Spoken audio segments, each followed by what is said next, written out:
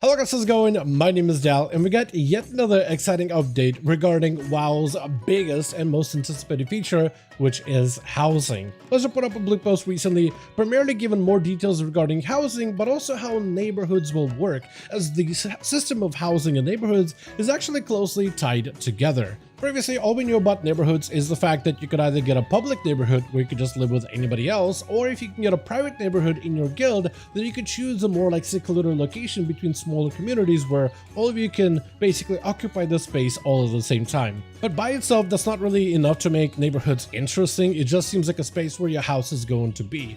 But they want to make sure that players have a reason to keep coming back to not only visit your home, but also to visit your neighborhood. It looks like they're attaching a variety of different rewards and cosmetics that you'll be able to earn through collaborative ways that the entire neighborhood can work towards in order to help one another unlock this new customization options, not only for your home, but also for the neighborhood itself. And they gave us a bit of an idea in a preview as to what some of these neighborhoods will look like. They also mentioned that the biomes for neighborhoods, like when you customize in your home, are actually going to be quite varied, which makes me believe that these zones are actually going to be a lot bigger than many players have expected. So for today's video, I really wanted to dive deeper into all of these new neighborhood updates that they got for the housing, and hopefully we'll be getting some sort of a neighborhood / housing preview for Midnight very soon in the near future. But as always, if you guys want to keep up with any more future housing updates for Midnight, be sure to follow the channel and subscribe. But otherwise, let's dive right in. I actually really love all of these little housing updates that we've been doing recently, and it gets me really excited for the Midnight expansion in general. I went to one of my favorite places, which is Branadam, found in Stormsong Valley, as I felt like it was probably the most fitting place that looks like a lived-in area with a neighborhood, a populace, a center area, and it just looks super cozy. Now, neighborhoods are meant to be just as important as the housing. The home needs to be able to sport a variety of different decorations for you to be able to put in. It needs to be pretty customizable, like some of the different living spaces they made in the game, but one that you'll be able to make yourself. But besides your home, you also need to have a reason to visit the neighborhood as well. And players that live within that neighborhood need to be invested into the neighborhood just as much as they are into their house. And this update essentially just highlights some of the different things that they're doing to make neighborhoods even more appealing. One of the things they wanted to make sure that neighborhoods, they are fairly customizable, just like a home is, because neighborhoods is essentially a place where you will choose where you want to live, especially if you're looking to live next to your friends, guildmates, or other communities that you want to make. So each neighborhood is going to be fairly customizable, not as customizable as the home, but also will still have some of that customizability added. First of all, it'll have a bunch of different plots for homes in a single neighborhood, which will be separated for now into just 2 neighborhoods. The more will be added in the future from what we know from previous blog posts. One will be Founders Point, which will be Alliance themed, and one will be Razorwind Shores, which is Horde themed. Each neighborhood is going to be made of 50 plots or so. There is an opportunity for you to expand it a little bit in some conditions. Each of those plots will be different. Some of them will be far away, so if you just want to be a hermit druid or a hermit shaman living away from everybody else in the spooky woods somewhere, you can totally do so. Or if you want to live a little bit closer to other players, like in a very cul-de-sac type of area, you can. If you want to live in plots that are close but a little bit further apart, you could do so. Plots that are a little bit closer to the center of town, you could do so as well. And there'll be a variety of different biomes from each and every single one of them. From what I said before, like spooky forests, autumn farmland, lush oases, maybe some palm trees with some sand. So you'll have a lot of opportunity to customize where you want your home to be in the neighborhood. Also, each neighborhood is going to have a central hub where there'll be NPCs around for some sort of an activity, kind of like what we see in Branadam here. However, instead of protesting against Brother Pike or complaining to Brother Pike, instead they'll be there specifically for endeavors, which is a new feature that they've announced as part of this blog post, which we'll talk about in just a minute. But essentially, a neighborhood is meant to be a zone that is big enough to give players a variety of locations for their homes, a variety of areas that you will be able to select from, but also neighborhoods, and outside of that house area, you'll be able to have a yard of your own that you'll be able to customize it. So not only are you customizing the inside of a home with a bunch of doodads, but you should also be able to customize the outside as well as the backyard and the front of your house. So it actually means you'll have a little bit more customization for your home, not just indoors. Now, they also mentioned how public and private neighborhoods are going to work, and they actually give us a lot of information that I think is going to get more players encouraged to be part of communities or even guilds just for the social housing environment and features. A good majority of players, I think, are going to probably go with a public neighborhood, which are just created by the game servers and are managed by game servers, and essentially anybody could just buy a house in a public neighborhood anytime they want to. But with the public neighborhoods, the server runs them automatically. Players don't really get to customize the server whatsoever. Where things get more interesting is if you choose to live in a private neighborhood, which I think a lot of players probably will find a little bit more fun.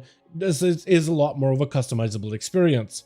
Private neighborhoods are getting a lot of work put into them, as it'll be created by and owned by players themselves, either by a guild or guild neighborhoods, like multiple guilds living in the same neighborhood, or if they want to just have an arbitrary group of players to sign a charter for a neighborhood. Like, let's say you don't have a guild, but you have like a community that does things together, like roleplay events, for example. All of you are in separate guilds, all of you have raiding schedules, but maybe you come together for like weekend hangouts and do a little bit more social stuff. So those communities will be able to make their own charter with their own list of players to then own a neighborhood for themselves. To create and maintain the private neighborhood, there must be a minimum number of players who must be in a guild or minimum number of players that sign a charter. These private spaces will be named and managed by the owner or any other players that are added in a managerial role. As players who live inside of them will be able to control them, you'll be able to choose to what players can be in the neighborhood or remove them.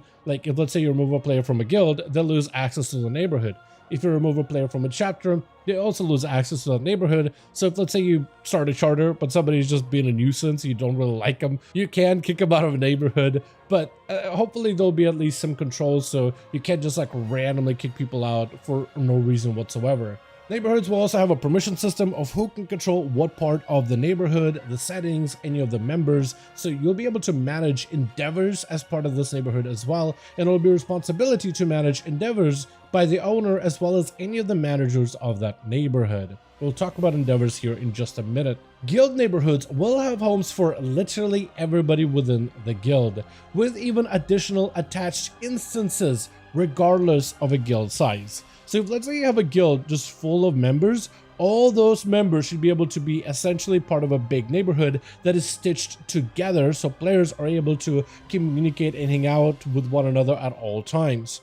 Charters, however, will have a limited number of plots for them. There will be a pretty big number, at least 50 or so, but they will still have those limitations. And for guilds though, they want to make sure that all those guild members can see each other and can participate together in the endeavors of that neighborhood. But now we can finally talk about endeavors, which are essentially kind of like a reward structure that entire neighborhoods will be able to participate in. Actually, very, very similar to the trading post, you'll be able to get a variety of activities, but not for yourself, but for the entire neighborhood instead. And as you complete these endeavors, you'll be able to get a bunch of tasks. Bigger groups of players with a big neighborhood will get a lot of tasks, but smaller neighborhoods will get less tasks, just to make sure that everybody can complete those endeavors at a decent amount of time. And the way that I explained it is, let's say you'll have a themed set of NPCs that can visit your neighborhood, like denizens of Val'Sharah, and those NPCs will give you tasks that are related to a theme of Val'Sharah type of decorations that can actually change the way your neighborhood looks. These NPCs give a variety of unique themed cosmetic items and decorations that you can put outside and inside of your home, and also as you complete those tasks for those Endeavor NPCs, they eventually can transform your neighborhood with a big tree or statue or really add a thematic component to your neighborhood altogether. And once the neighborhood unlocks that, let's say, special neighborhood type of decoration, you get to keep it. And there's a new one to look forward to every single month, kind of like we get to look towards the new cosmetics on the trading post, but these are going to be done for neighborhoods. And this is something that the neighborhood altogether works towards earning, works towards the currency in order to be able to buy special decorations. And once you do enough tasks, you get to unlock that neighborhood type of decoration that is available for that full-on neighborhood. As you complete tasks for endeavors, you also will be able to level up your neighborhood favor, which is essentially a renown system, but instead of for yourself, it's for your entire neighborhood instead. And this renown system will have a variety of rewards very similar to the renown that we have for various factions, but it's going to have more house benefits, not really character progression benefits. So instead of getting like cloaks and chest pieces that are very on track and bunch of crests and crystals and mounts and such, instead you'll be able to increase your decoration limits within your home as well as for your backyard. You'll be able to unlock unique rewards like furniture or even different types of things like lanterns, tables, beds, and anything else you could put in and outside of your house. So in a way, endeavors and neighborhood favor will be tied together. Every month you'll have a new endeavor which contributes towards your neighborhood favor. And the main point of endeavors is to give players a reason to go back not only to visit their home, but also to visit their neighborhood as well. To be invested into the area that they live in with other players, as well as the actual home that you get to populate. So it's meant to be more of this like building on the social features in order to make people care about not only the neighborhoods, but also their neighbors and the locations that you all get to share with. And they're tying the housing and neighborhoods together very, very closely, and they want for players to feel like they're working towards a goal together, which I think is going to add more collaborative efforts that aren't necessarily end-game focused. I mean, I guess you get to earn endeavors through end-game crafting a variety of different activities, but it is more of a social thing that you'll get to build with everybody else. It isn't the same as having like a mythic raid guild where you get to kill Galowix, or I guess on the next patch we'll be killing Demencias, right? Some players don't really play the game for the end game, but having like a guild, a social guild, is there to help everybody in that guild that's part of the same stitched up neighborhood earn endeavors together, unlock all these decorations, help each other find out how to get all of these different collectibles. As the housing in neighborhoods just sounds like yet another way for them to be able to add even more collectibles into the game, not just transmog, not just mounts, but finding ways to make it like a collaborative social experience. In a sense, I actually think it's kind of ingenious, and I'm very excited to check out even more regarding housing updates whenever we get like an early preview for the Midnight expansion. But with that being said, as always, I do want to thank all of you guys so much for watching, and hope you guys did enjoy this update. If you did enjoy it or find it informative, go ahead and give this video a like. I would very much appreciate it. Also, join our Discord community, especially if you want to keep up with anything new regarding patch 11.2 or Midnight or any more housing updates. But also, let me know your thoughts in the comments down below, and as always, I'll see all of you guys in the next one.